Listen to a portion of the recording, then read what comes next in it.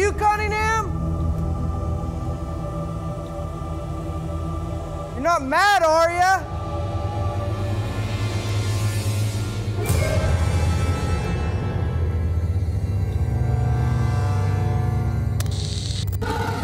This time, our fearless crew attempts to follow Cousin Dougie as he tears down the engine for the Phoenix Cuda.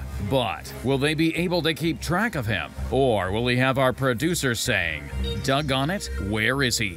But that's not all. Justin makes progress in assembly on our blue beasts, the 1970 Challenger RT and the 1969 GTX. The unburied dead, the unburied dead are coming back to life, coming back to life. Self-proclaimed Mopar master Mark Warman and his protege painter Will Scott get paid to bring Mopar muscle cars back from the dead. They work with Mark's daughter Alyssa and his cousin Dougie. They're willing to travel anywhere to retrieve a customer's car, detailing how it lived its life and how it died. After that, they bring it back to make it look just like it did the day it was born.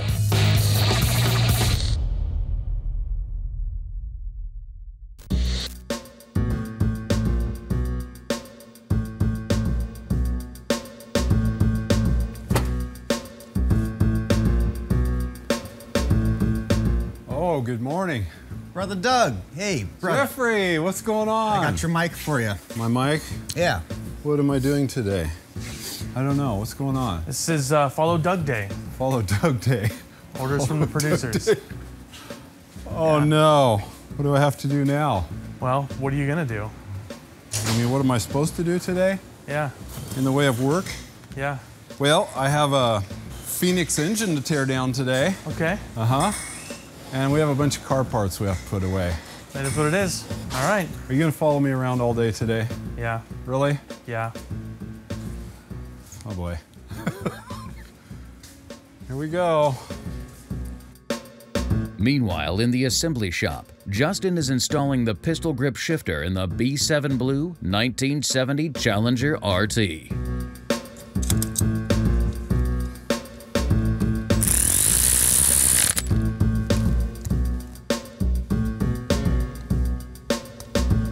Stuff isn't lining up.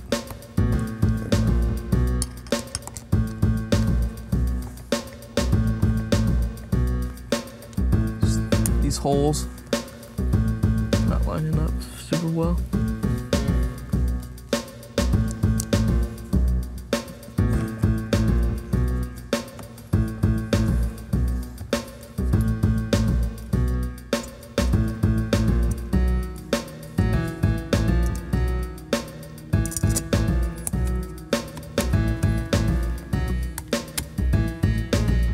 The only thing I need to put in is just the clutch push rod. All right, I'm gonna go ahead and put the rod in.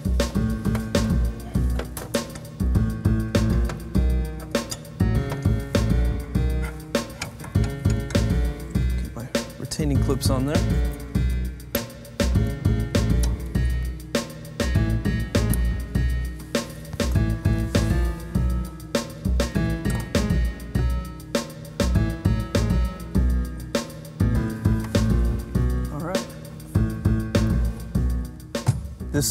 This is your clutch pedal. This is your clutch rod, so that'll relay down and push your clutch in. All right, she's in. Okay. I can't find Doug anywhere. I've been looking over the entire shop for him. The best place I can think of is to check the graveyard, but it's raining, so I don't even know why I'd be out here. What the producer doesn't know is Dougie has been avoiding him as much as possible, and he's enlisted Ezra to help him organize parts in the storage units. Meanwhile, Justin finishes up installing the rear taillights in our 1969 GTX.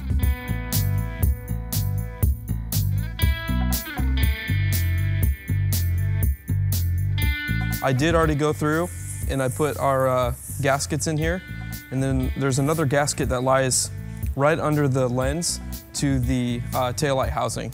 Already got those prepped because I did a pre-fit. So go ahead and get these ones on the car.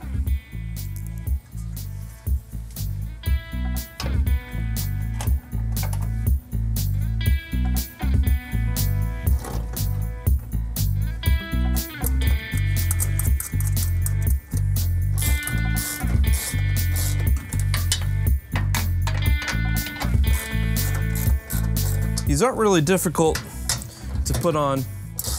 It's just you really have to be careful with how tight you make everything because you really do not want to break off those studs. All right, so now that I got the taillight set into place, I'm gonna go ahead and put the mounting stud protectors right on it.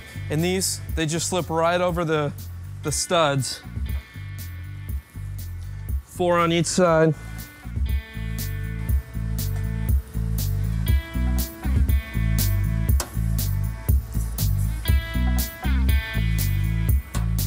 Now I can go ahead really quick, put my lights in. They just click right into the housings. Snap into place right there. Make sure your wire's tied down. Got the lights hooked up. Now I can go ahead and put our trunk light wiring harness in there. The trunk light option is really cool. It's always kind of cool to come across a car that has that. So this mounts right here. And what it does is, when the trunk is closed, it pushes this down, and so you lose this connection between here. And when the trunk opens up, it makes a connection and causes that light to turn on. So I'll go ahead, I'll mount this first.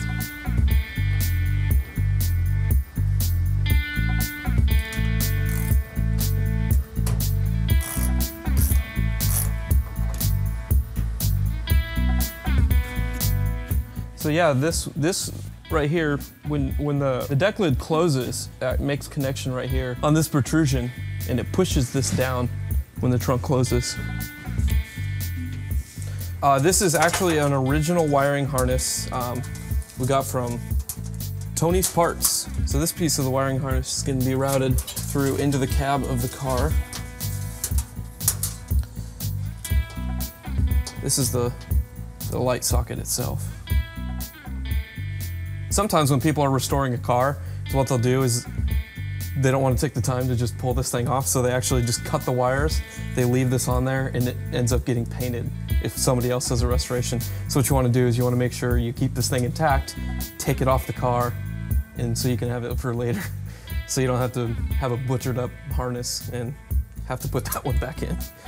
So let's go ahead and mount this right here.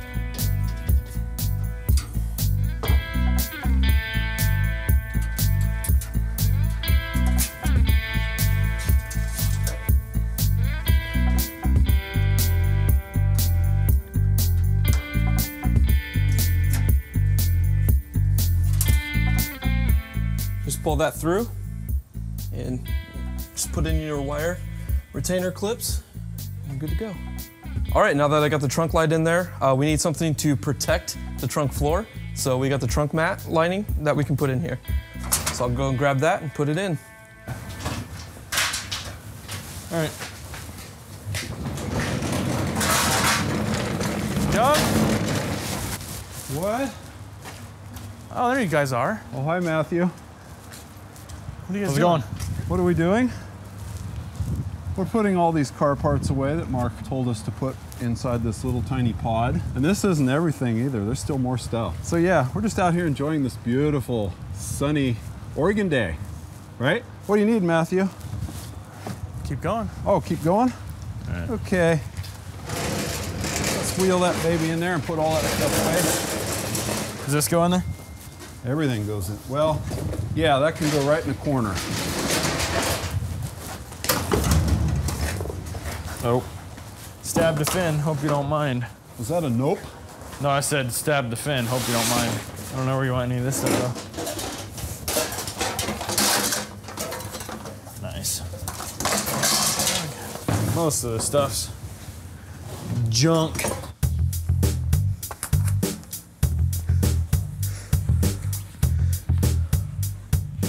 All right, it's always good to set these things out about an hour or so before you do it. It lets it relax a little bit because it's been rolled up and put in a box. It's really nice. They make these cutouts for us. You just tear it out, get it to lay down in place, and it'll relax even more the longer it's sitting in here. All right, got that in. Now I can go ahead and put the trunk trim panel on here. That'll really set the back end of this car off. This you want to be really careful of. They got the studs right here. They're fresh. This metal's pretty soft, so you just want to make sure you don't put too much tension on them. I mean, enough, because this is a pretty heavy piece, but these will break off and they will strip out very easy with those quick nuts. Just got to be careful and line up your holes. Don't want to scratch that paint. Get that in there.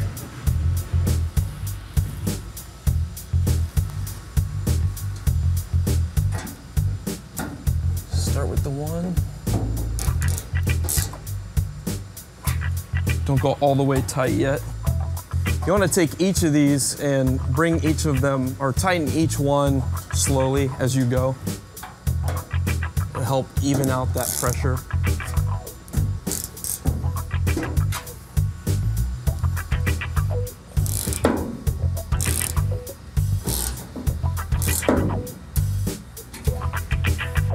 Got two more on this side.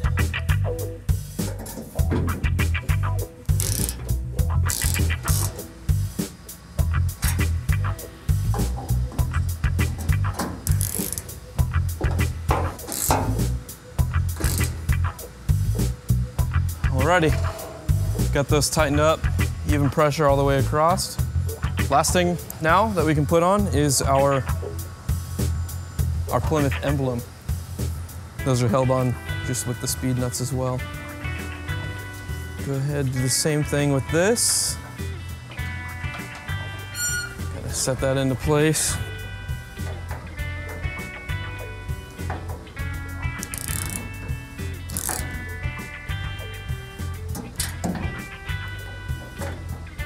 Just have to be careful when you're cutting your threads on these fresh posts.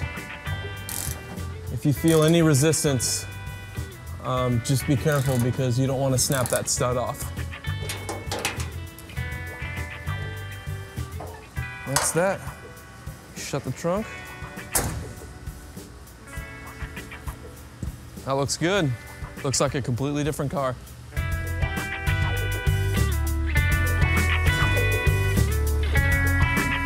How's that look? Looks great. Oh my God, are you serious?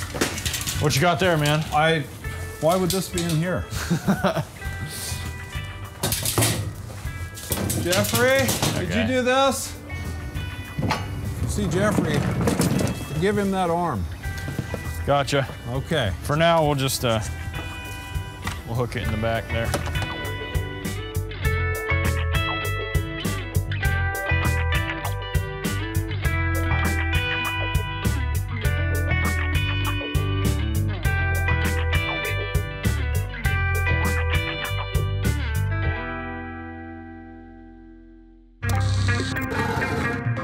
Coming up, the engine for the mythic Phoenix Cuda is torn down and gone over in painstaking detail. Equally painstaking, our fearless producer and crew follow Cousin Dougie to discover the secret of just what it is he does all doggone day.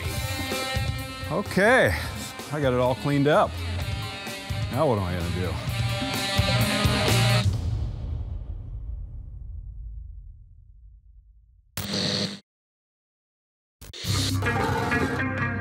1971 was the year that Barracuda, like this one awaiting its own restoration, had the following important advantages over the popular Mustang. It was an economy two-door coupe that's considerably discounted, had more interior roominess in the front and rear, allowing ease for drivers and passengers. It had more selective engine choices, from rock-bottom economy up to all-out performance. Additionally, Barracuda had 52% more brake lining area, more functional instrument panels, and optional full-body side protective moldings that ran the entire length of the car. In 1971, the name Mustang was not enough when you stacked up the features of the Barracuda, making it our corpse of the week.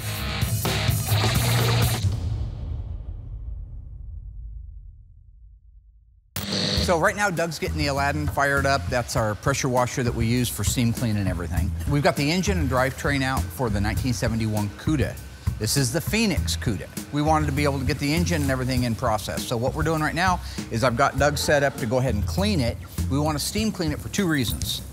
One, it's filthy and nobody wants to work on something with briquettes. And 2 is there may be assembly line markings. This was a pretty original old car when it got burnt. So we're going to be looking for any evidence of original assembly line markings. All Hemi Cudas were built at Hamtramck, so this will be a Hamtramck car. And we just want to see if there's anything in there that maybe Dave Weiss hasn't caught over the years or I haven't caught. That's how you continue to grow the books that are out there and learn more about the cars for the people down the road, the youngsters, young whippersnappers. Dougie, how you doing there? I'm doing good. You got it? Uh-huh. Why don't you grab that wand in your hand? Okay. Hey, Doug, how many 1971 Hemi Cuda automatics were built? With a hard top? With a hard top. Good question. Very good. Very good. 250? No. No. 48. 48? Yeah. Just remember, it's the same IQ as Will. It's easy to remember. Okay. Okay. 48. That's pretty rare, huh? 48's pretty rare. That's Yeah. right. How many states were there in 1971? 50. That's right. So 2 less than the number of states in the country. 48? How many planets were there when you was up there? 3. Yeah. Well, it's grown a lot, hasn't it? Yeah. Okay. This piston right here is what got this car parked. The reason it was dead in the water in the garage was because he had a clunking sound coming out of his engine, and when he took the head off, that's what he discovered, it sucked the valve. So anyway, had that not happened, there's a chance it might not have been in the garage. I still think it would have been because that's where he stored it at. But it's interesting how one thing can lead to another, like that Final Destination. You ever see Final Destination? About that group of events that happens? Uh-huh. Like one little thing, you change one little nuance. Like, let's say I pull that spark plug wire off right now, right? But it's not supposed to be pulled off. I've just changed history. Now, you're steam cleaning along, and you catch this with the end of your nozzle. The wand flips out of your hand. It blows your right eyeball out through the right-hand side of your ear, and then you spend the rest of your life reading everything with Braille, right? All because I unplugged that spark plug wire. That one wire. Yep. You can't cheat death. Death will find you. Yeah, that's true. Almost fell over that brick. Oh, that's all because of this. That's all because of that. You can't change history. Maybe it's our feet. Or it could be that. Watch your step. I'll try to do the same. Show me everything. How about I'm told that I have a nervous disorder about clapping. How about a little degreaser? That's all citrus-based, in case anybody's wondering. Yes, it is. Au natural. Uh-huh. And we have our tarp down there to catch anything that comes off. Not easy being green. No, it's not. Name of the movie? Green Mile? No, no, no. The Expendables. Oh, I didn't see that one. You didn't see The Expendables? No. Is that a Disney? No, that's a Stallone. Stallone? Yep. Oh, I'm sorry. Which goes back to my original theory, if they would have just fed Stallone when he asked for a diner in the original First Blood. I got the shirt that says it. All he wanted was something to eat. He was hungry? They could have avoided it all. If the cop, Stallone asked him for something to eat, he says, "You got somewhere I can eat?" "Yeah, about 50 miles up the highway." And that's when Stallone says, right? And they get in that big fight. If all that could have been avoided by saying, "Sure, there's a Denny's right there. Go in and have a Grand Slam breakfast." All of it could have been avoided. Now there's thousands of dead people, a town's blown up, Rambo's in jail. God. Colonel Troutman wouldn't have all those great one-liners, like what you call hell, he calls home. If you send that many men in there, don't forget one thing, a good supply of body bags. Don't forget the food, right? Doug, you've ruined my punchline. Why are you doing that? What did I do? I'm gonna let you steam clean. Enjoy yourself. Oh. If you're looking for me, I'll be inside insulting people.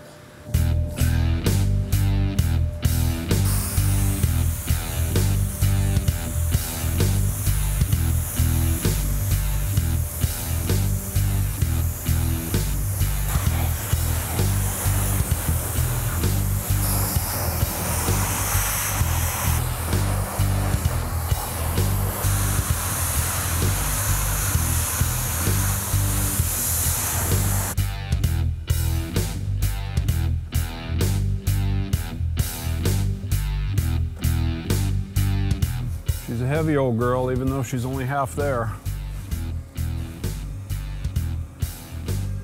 Okay, I'll blow her off a little bit.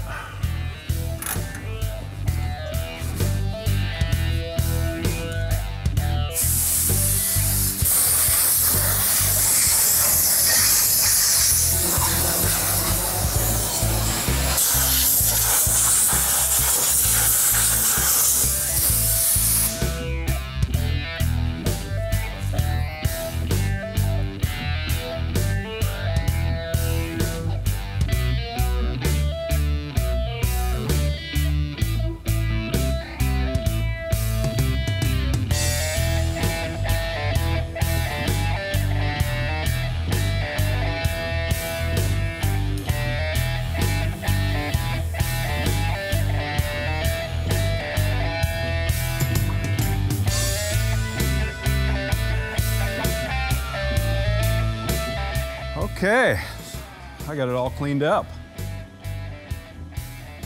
Now what am I gonna do? I don't even think I want to touch this thing. Oh, it's lunchtime. I'm out of here.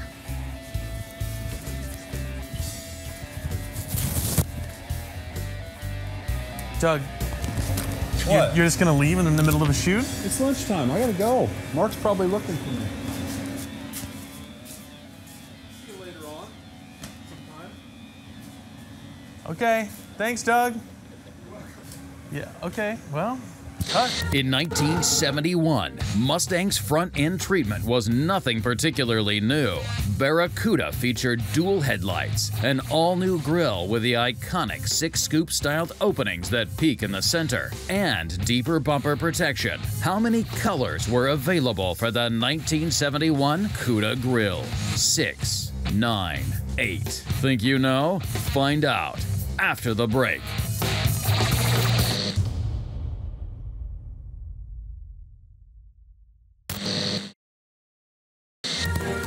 Welcome back, ghouls. We learned that the 1971 Barracuda featured dual headlights, an all-new grille with the iconic 6-scoop styled openings that peaked in the center, and deep bumper protection. And now we've asked how many colors were available for the 1971 Cuda grille. If you answered 9, you were right.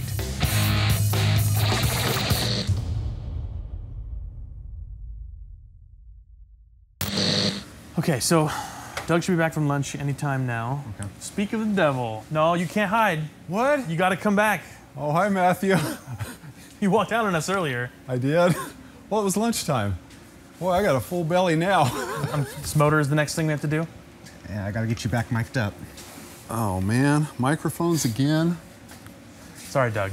That's okay, Matthew. Oh, boy.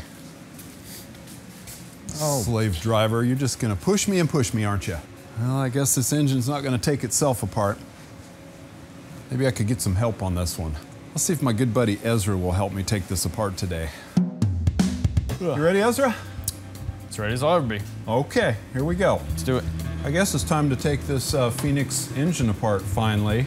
Yeah, I got away from it for long enough, I guess. So Ezra's gonna help me and we're gonna Yes, sir. take this thing apart. I have no idea how this is gonna go. I don't think it's gonna be easy.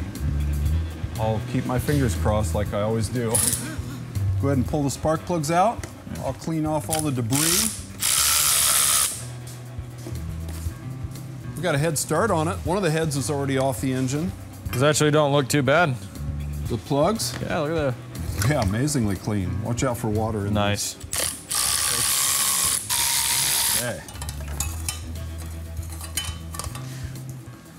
That first plug I pulled actually looked the best though. They got worse after that, huh? Yep. Rusty? Crusty? Only. Hey man, Came loose, huh? this line's in the way here. Oh, yeah. So, hold on a second. Hold on. Cut it. Try it now. Got it? Sweet. Oh, heavens. Oh. Beauty. It's like the Titanic in there, doesn't it? Beautiful.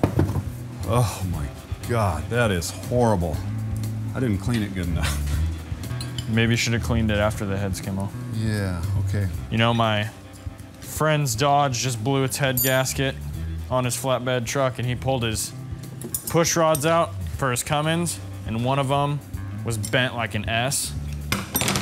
Yeah, that happens. Thought it was pretty funny. Over revving, huh? Yeah, he was going 80 when it blew. Okay, see if you can find a socket that fits the head bolts right there. Breaker bar. Where's the huge breaker bar at? Probably won't need that. Unless you're weak, bro. See how tight they are. Because I'm trying to get these head bolts off in here and they are tight. Ooh, not really. That's pretty loose, actually. Oh. Is there a sequence? No. Just pull them off. Yeah.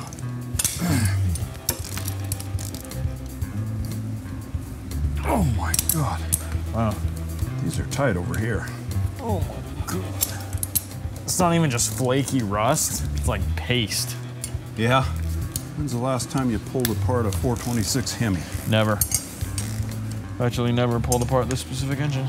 When was the last time you did one, Doug? It's been a while. It's been a minute. Yeah, it's been a minute. There's a series of studs that go through the head that are bolted on from underneath the head. Very unique to the Hemi. None of the other engines have those. So those things were tight. Just removing the four fasteners that are inside to hold the head down from inside the valley here. Smells great. Doesn't that smell great? Oh yeah. Smells amazing, dude. Burned oil. Woo. Favorite smell? I don't think I've ever dealt with this much rust. Actually, this is bad.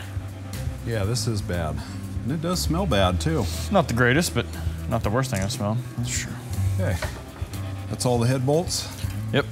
So, Mark says if I unplug this wire right here, it's going to change the entire universe. Do it. Unplug the wire? Yeah. Okay. Coil wire? Did you feel anything? No. No change? Lies. Lies. Okay. Excellent. That's all you, bro. It's all me. Here we go. In the trash. I didn't feel anything.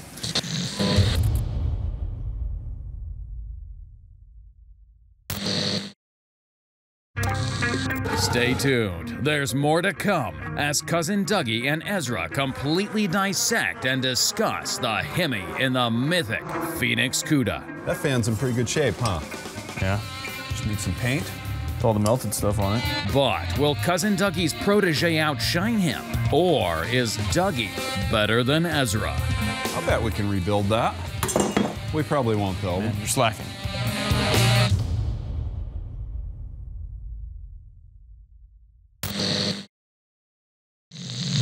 Okay, go ahead and pull that nut off that lower control arm. Rusty crusty, huh? Yep.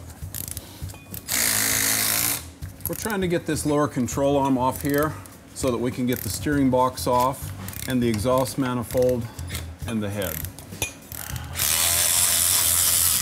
It's all tied together. Got it. Kind of like an octopus.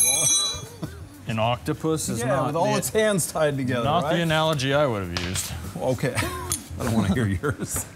So what I'm doing right now is trying to drive this roll pin out of the end of this strut rod so I can get the nut off that holds the strut rod to the lower control arm. Okay, let's see if I can get the other end loose.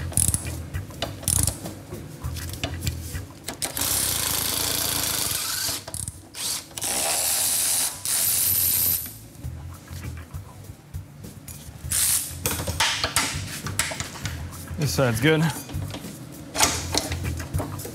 I got lucky. Okay. I got the lower control arm off. Hammer. Yes, sir. Gotta get the other one off, dude. Hammer. You're gonna pull the fan off? Yeah. I guess I'll work on the distributor here, see if we can get the distributor out. You ever seen any of these cool tools? Yeah. Ratcheting open end wrench. Ratcheting open end wrench. One of its ears is broken off. It's got a little hook, and it works like a ratcheting wrench.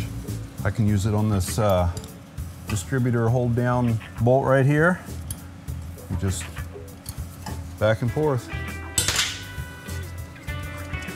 That's pretty cool, huh, Ezra? Yeah. Nice. That fan's in pretty good shape, huh? Yeah. Just need some paint. With all the melted stuff on it. The shroud, huh? Yeah. We can pull the power steering off. Okay. Size is that? 9/16. Not 1/2 inch, that's for sure. I get you every time, don't I? Well, I'm not good with. Try that one. Not as good with fractional as I am with metric. All I was ever trained at my last job was metric, so. What'd you work on? Everything. Mostly 10mm Toyotas. You can take almost anything off of an Asian car with a 10mm socket. We were trained both ways back in school. Look at that. Nice. It's got a nice cooler on it. Oh, it's leaking water. Look at that. Oh, is it? It's pouring water out. Nice. What do you think about this hose? You think we can get this burned hose off here? Probably not. Well, I mean, we will, but I'm gonna put some everything's difficult when rust is involved. Yeah. I think this distributor's gonna be a pain, right? I'm gonna spray a little bit. Distributor? Yeah. Distributor. In hopes that it ever comes loose. I'm gonna get a special hammer and tap on that distributor for a little while. It's even worse. Man. I know what you're thinking, Ezra. Oh, you do? Yeah. You probably don't. Just cut it. Just cut it. Just tear it off, right? Cutting's easy. Sawzall. Sawzall solves everything. Now Can you it's believe that? Can you believe that? I can't believe that. No. Honestly not. It just came out. Oh, happy day. I know that. That is awesome. I can't believe that that thing came out of there. In 1971, Mustang only offered 3 engine options. But Mustang didn't come close to matching Barracuda's 446 barrel or the unbeatable Hemi. True or false? If you are on a tight budget, Barracuda's 225 engine output the same amount of horsepower as Mustang's 250. Think you know? Find out after the break.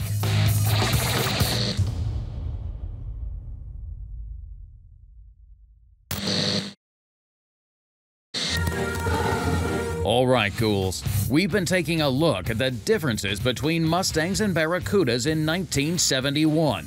And now we've made the claim that the entry-level 250 and 71 Mustangs output the same amount of horsepower as Barracuda's upgraded 225 economy option. Were we telling the truth? Yes. Both engines output 145 horsepower.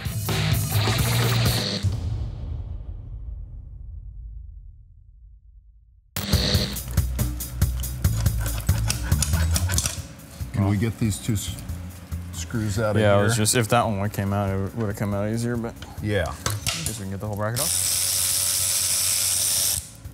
There we go. Get that belt out of there. There we go. There goes another pulley. Got our alternator off in one piece. I'll bet we can rebuild that. We probably won't though, we'll get a new one. That's a good looking pulley. We can reuse this. Yeah. That'll clean up. Got a bunch of gunk on this belt here. Got some good paint left on it. Okay, I'm digging off a little bit of melted debris off the fasteners on the water pump.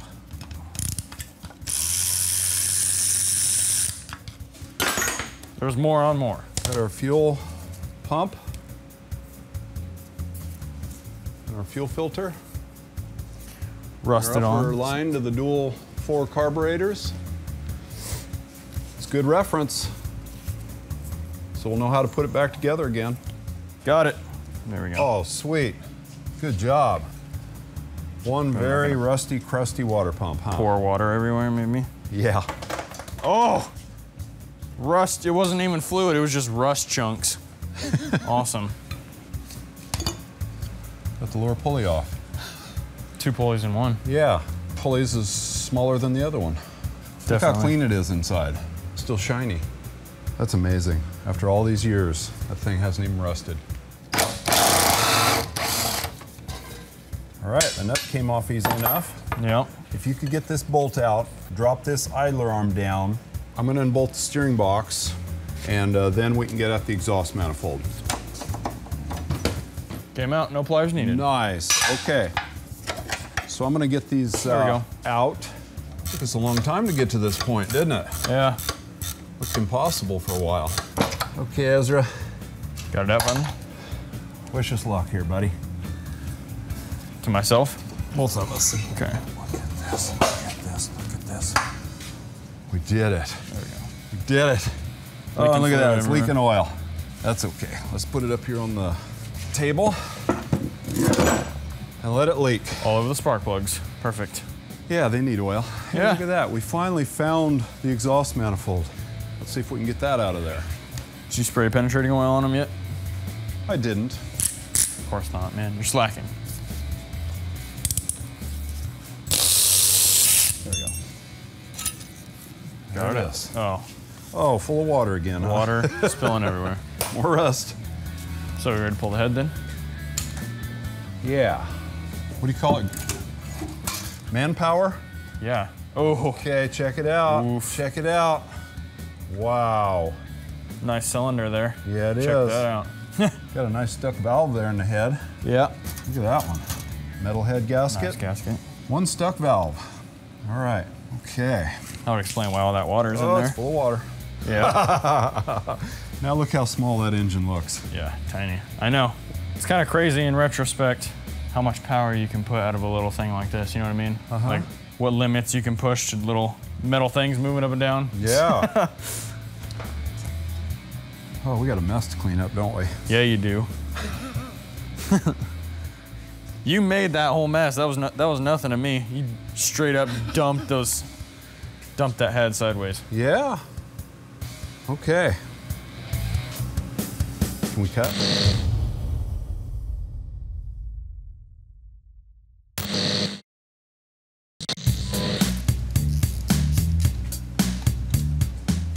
Okay, so we're going to use some slimline tools to get that starter off there. Yeah. Low profile, ratchet and socket. Got the starter. And we have a starter and the wiring. Sweet, we're getting down there. See if we can pry the timing cover off.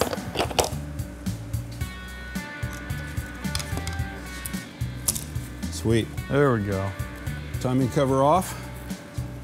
So now we have access to the oil slinger on the front of the crankshaft.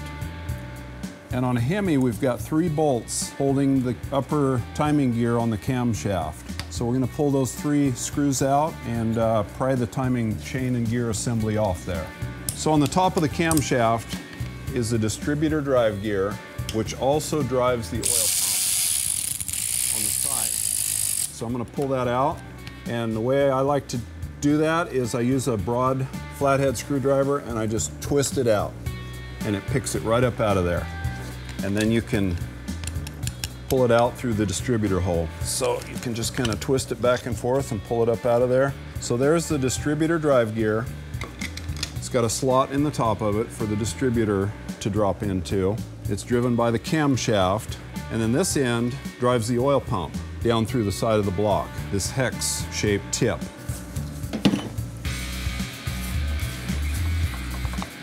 Bottom hanging up, 2 fingers. Sweet. Okay, there's our timing gear assembly. Upper and lower gears and the double roller timing chain. Okay, let's see if we can lift this engine off this K-member. Okay, that's good. All right, so we're gonna set it down on the floor, unbolt the transmission from the engine.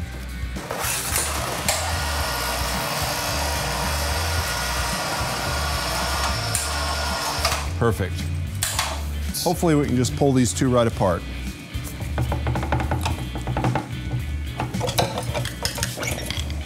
We did it again. There we go. I love it. All right. So we got our transmission off the torque converter. And the reason we didn't unbolt the torque converter is because the engine will not roll all the way around. So that's going to be a challenge for us. Raise this up, pull that torque converter off, and then we'll get an engine stand to put it on. Right there.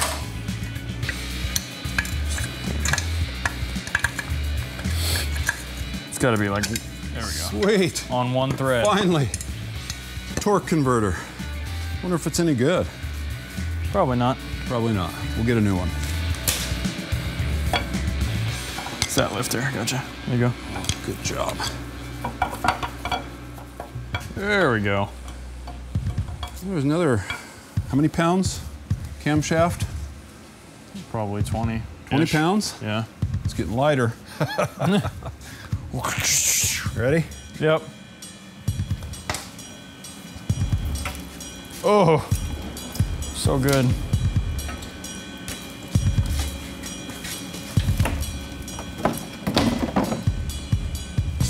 Oh, that's right. So good, so good. What do they call that? A masterpiece? Here we go. Oh. It's like Christmas. Oh boy. More gook. A really God. A really crummy Christmas. Really Nice. crummy Christmas. Let's peel this. Be careful. I don't want to get splatted, right? Neither do you. Okay, so here's the windage tray. Must be up in the pistons now. Now we're going to try to get some pistons out of here. You ready, Ezra? I believe so. The catcher. Okay. Okay. I was a catcher for baseball in middle school. Good. I hope you can catch a Hemi piston. Yeah, we'll see. 2 ring, 3 ring. There we go. Sweet. We got one. Ready? Yeah. 1 ring. Nothing? Oh, there we go. Got it. Let's get that oil sump out of the way real quick. Give us some room. Hey, that was pretty easy. Unscrew that real quick. That is a huge, huge pickup tube. More water, huh? Okay, so now we have more access. So, boy, still don't look too hopeful, does it?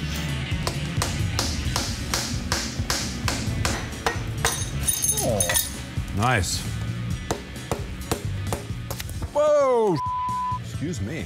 Sorry. Whoa, Oh, man, I'm sorry. Language. That was bad. You always blame me for that. So we finally got all the pistons out of the Phoenix engine. We have a guy here to pick this up and take it to the machine shop as we speak. I want to thank Ezra for a hard day's work. Thank you, Ezra. Good job, buddy. Got it. Okay, let's roll this baby out to the truck and watch it fly away. The Phoenix engine, right? Pretty sure that's not how that works. No?